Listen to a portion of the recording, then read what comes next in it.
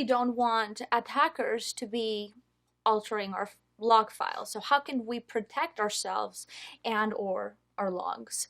And just make use of these log defending techniques depending on the sensitivity of the server. That's right. Now, for internet accessible machines with sensitive data, a great amount of care must be taken with the logs. For internal systems, logging may be less important. This is clearly a policy issue and depends on the needs of your organization. Absolutely. All the defenses listed on here can be applied together. Now, Windows also supports syslog tools through the use of various third-party products. The fantastic free EV2sys tool is very small, it has little performance impact, and it runs on most versions of Windows, monitoring the local events log and forwarding them to a syslog server.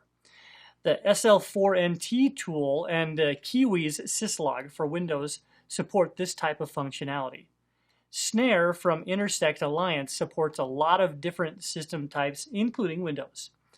An added benefit of using these third-party syslog programs for Windows is that a single syslog server can gather files from your Unix machines and your Windows systems all in one place. Which is a good thing. That is.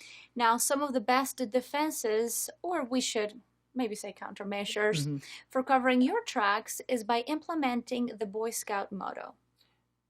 Be prepared. Always be prepared. Correct. Now, the unfortunate truth is that we as humans are not proactive but reactive, which means we're going to react to something after it happens more often than we will attempt to prevent something from happening. Things that we could do to be a little bit more proactive are doing hash integrity checks of log files and using a utility called msyslog from Core Labs, which can be found at the URL on the slide. Now, other things that we should look for are gaps in the log. Now, when I say gaps, I'm talking about time gaps, right? It could also be a log that shows something happening to an event before something happened to the entry before. In other words, the logs don't follow a natural timeline. Now, we should also look for corruption in error logs. This would normally look like some type of trash in the logs would be indicated by smiley faces, periods, percent symbols, things of that nature.